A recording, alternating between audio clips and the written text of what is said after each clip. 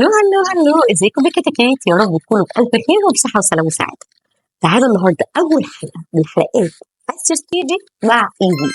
أول حاجة معانا النهارده هنتعلم الليترز. أيوه الليترز، الحروف، أي حرف في الدنيا بقى احنا بناخده ليه شكلين، ليه شكل كابيتال وشكل سمول. طيب دي أول حاجة. تاني حاجة الليترز بتاعتنا زي أي حاجة في الدنيا، يعني بمعنى أصح أي حاجة في الدنيا ربنا خلقها ليها طبعا اسم وليها صوت. دي اي حاجه موجوده زي ما كده اشاور لك على دي واقول لك دي ايه يا ترى؟ دي اسمها ايه؟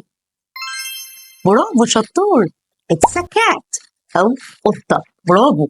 طب القطه دي بتعمل صوت ايه؟ شاطر، برافو عليك، بتعمل الصوت ده. لو جيت شاورت لك على دي وقلت لك دي اسمها ايه؟ اتس كاو. برافو عليك شطور، دي بقره. برافو. طب بتعمل صوت ايه يا ترى؟ تعرف تقلدها؟ شاطر، برافو عليك. طب لو جيت شاورت لك على ده وقلت لك ده اسمه ايه؟ يا ترى بقى هتقولي ده ايه؟ بيرفكت، اتس ا دوج. طب يا ترى الدوج ده بيعمل صوت ايه؟ شطور، برافو عليك، بيعمل الصوت ده. يبقى اي حاجه في الدنيا ليها اسم وليها صوت. برضه الليل نفس الموضوع بالظبط، ليها اسم وليها صوت. زي الليتر ده كده بالظبط، الحرف ده اسمه ايه؟ A. A makes a sound A. A. A. بالظبط كده. يبقى الحرف ده اسمه A وصوته ايه؟ افتح بقك على الاخر خالص هتقول ايه؟ آ. آ. آ. بيرفكت، برافو عليك شطور. دي الليرز بتاعتنا. هديك شويه نصايح حلوه هتفيدك جدا وانت بتاسسي طفلك في السن الكيجي او السن الصغير. السن الصغير اللي مش عارف يكتب او لسه ما مسكش القلم، احنا هنحاول ان احنا نخليه يمسك الالوان بدل قلم رصاص. لو مش حابب القلم خالص او اللي هو يستخدم اي قلم، في بدائل القلم.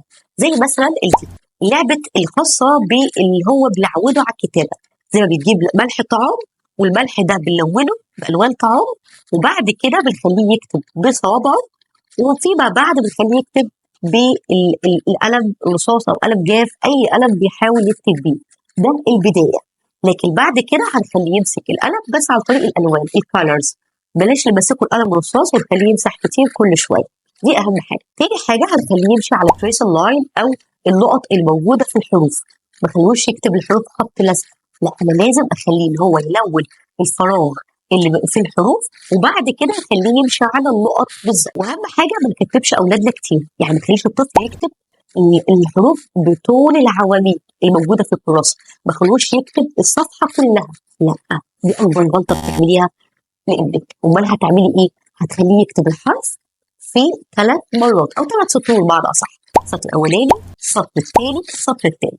اكتر من كده بلاش عشان ما يملش ويتخانق منك وفي الاخر يقول لك لا انا مش هكتب اي حاجه.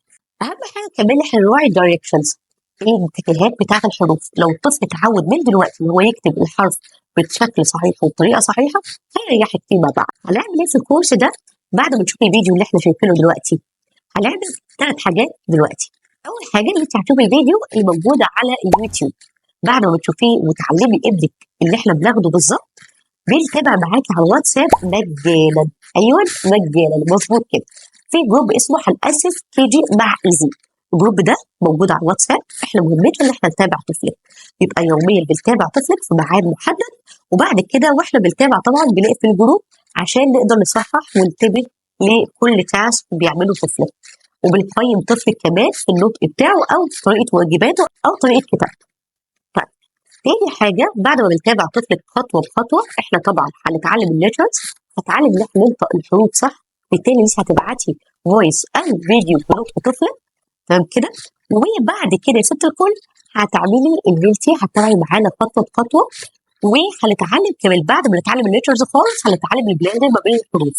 ايوه هنتعلم الحروف اللي احنا نخليها ازاي تبقى جنب بعض عشان نكون كلمة.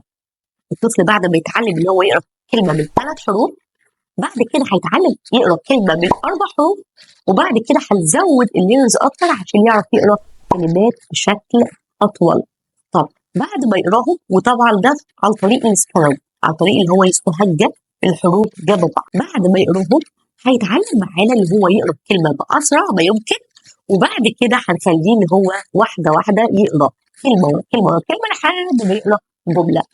طب احنا كده بنسهل على طفلك ان هو ازاي يقرا بطريقه اسرع، وفي نفس الوقت يقدر يشغل ودانه، لان يهمنا جدا جدا الليسننج سكيل، اللي لو الطفل سمع كويس وسمع صح هيعرف ينطق صح.